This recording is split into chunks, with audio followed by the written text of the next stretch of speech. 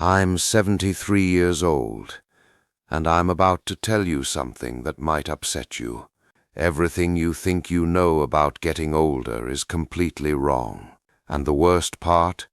The people who should be telling you this, your parents, your teachers, society, they're either lying to you or they don't know themselves. You see, I spent the first 50 years of my life believing the same lies you probably believe right now. I thought I had it all figured out. I had the career, the house, the respect of my peers. But at 52, something happened that shattered everything I thought I knew. And what I discovered in the 21 years since then has completely changed how I see life, death, and everything in between. But before I tell you what happened, I need you to understand something. The reason I'm making this video isn't to impress you or to make myself feel wise. I'm making this because I'm running out of time. And there are things you need to hear before it's too late. Not for me, for you. At 52, I had what doctors call a cardiac event. That's a fancy way of saying my heart tried to kill me. I was in a meeting discussing quarterly projections when suddenly the room started spinning. The next thing I remember is waking up in a hospital bed with tubes coming out of my arms and my wife crying in the corner. The doctors said I was lucky. Lucky. I had just come face to face with my own mortality and they called it luck. But you know what? They were right.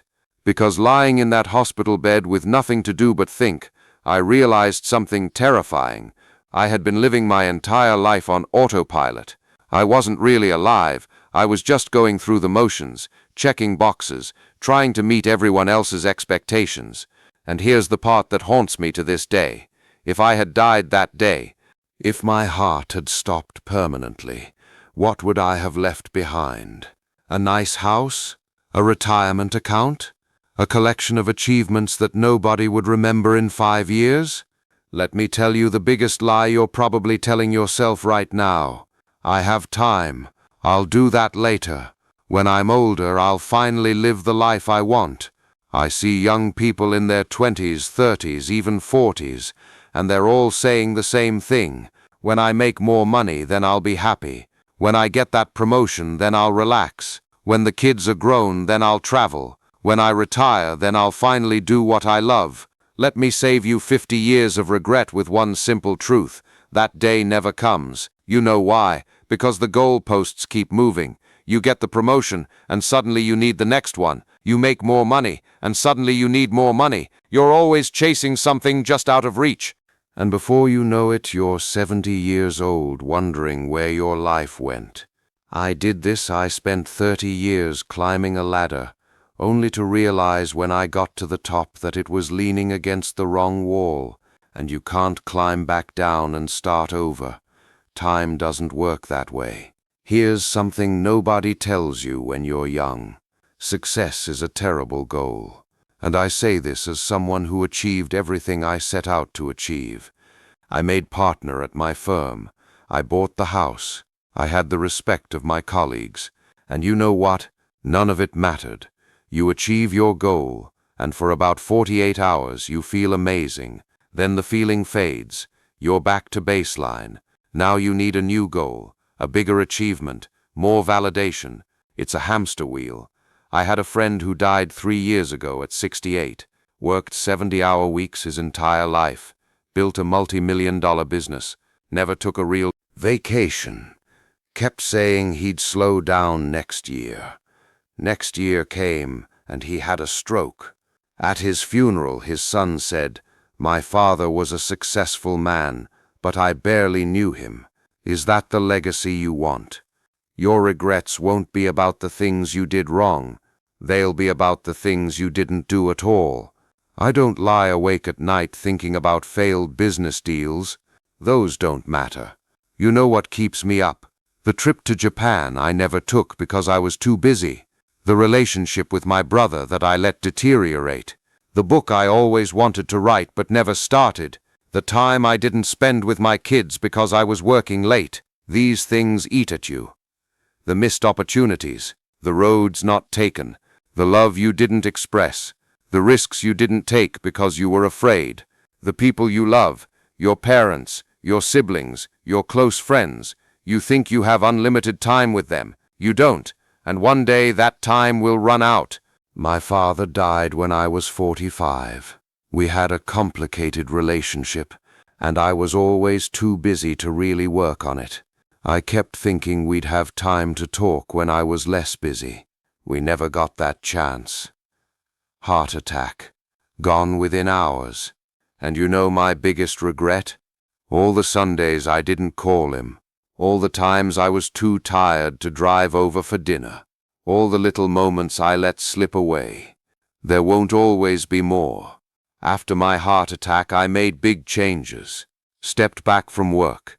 Started saying no to things that didn't matter. Started saying yes to things I had put off for decades. In these last 21 years, I've learned more about life than I did in the previous 52. What matters is embarrassingly simple. Time with people you love. Work that feels meaningful to you. Experiencing things, not owning things. Creating memories. Being present. I know it sounds simple. When I was your age, I would have rolled my eyes. Sure, but I have bills to pay. And yes, you do. I'm not saying quit your job. I'm saying don't sacrifice what matters for what doesn't. Here's a question I want you to ask yourself, and I want you to answer it honestly. If you died tomorrow, would you be satisfied with the life you've lived so far? Not would people be impressed by your eulogy. Not did you achieve enough. Just would you be satisfied? If the answer is no, then what are you waiting for? What are you doing with your time that's so important that you're willing to gamble your one precious life on it? I'm 73 years old. I've been lucky enough to have good health since that heart attack. But every morning when I wake up, I'm aware that I'm on borrowed time. We all are, really. But most young people don't realize this. They think they're invincible. They think they have forever. You don't. I have grandchildren, 3 of them. And when I look at them, I see the same patterns I see in most young people today. They're stressed. They're anxious. They're chasing things that won't make them happy. They're making the same mistakes I made. And I try to tell them. I try to share what I've learned. But you know what? They don't really listen. Not because they're bad kids, but because they can't. They're living in the storm right now. They can't see the patterns yet. They think their situation is unique, that the old rules don't apply to them. That's why I'm making this video. Because maybe, just maybe, if enough people hear this message, someone will actually listen. Someone will make different choices. Someone will avoid the regrets that haunt people like me. Every single day you're getting closer to death. Nobody likes to think about this, but you don't have unlimited time. Neither do the people you love. Your parents, if they're still alive, they're getting older every day. One day, probably sooner than you think, they won't be here. Your friends, your spouse, your children, none of these relationships last forever. So what are you going to do? Keep putting off that phone call? Keep postponing that trip? Keep telling yourself you'll make time later? Or are you going to wake up today and start living like your time is limited? Because it is. If I could go back and talk to my 30-year-old self, here's what I would say. Stop trying to impress people who don't matter. Stop sacrificing your health for your career. Stop putting off joy until someday. Stop waiting for permission to live the life you want. Start calling your parents more often. Start taking the trips you dream about. Start doing the things that scare you. Start saying no to obligations that drain you. Start saying yes to experiences that fulfill you. And most importantly, start now. Not next year. Not after this project. Not when you have more money or more time or more whatever. Now. Because I promise you the perfect time will never come. Life will always be messy and complicated and full of reasons to wait. But if you wait, you'll wake up one day and realize you waited your entire life away.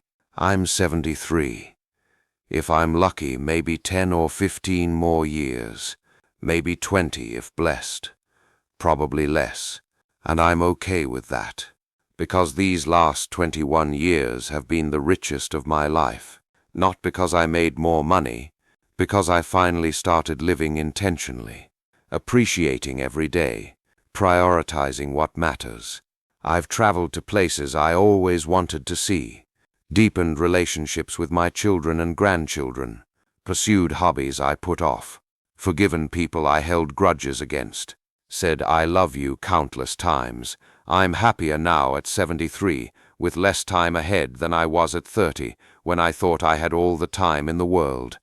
That's the irony. When you understand time is limited, you start to actually live. You stop wasting it. You stop postponing joy. You start creating the right time. You have a choice, right now, today. Keep living the way you're living, chasing success, putting off happiness, telling yourself you'll make time later. Or wake up, realize time is running out faster than you think, and the life you're waiting to live needs to start now. I can't make this choice for you, but I can tell you don't want to be 73 looking back wishing you made different choices. Don't waste 52 years figuring this out. Learn from my mistakes. Live intentionally. Prioritize what matters. Stop waiting for someday. Someday is today. It always has been. If this resonates, share this video. Leave a comment. Tell me what you're going to do differently. Subscribe, because I have more truths to share and not much time left. The clock is ticking. What are you going to do with your time?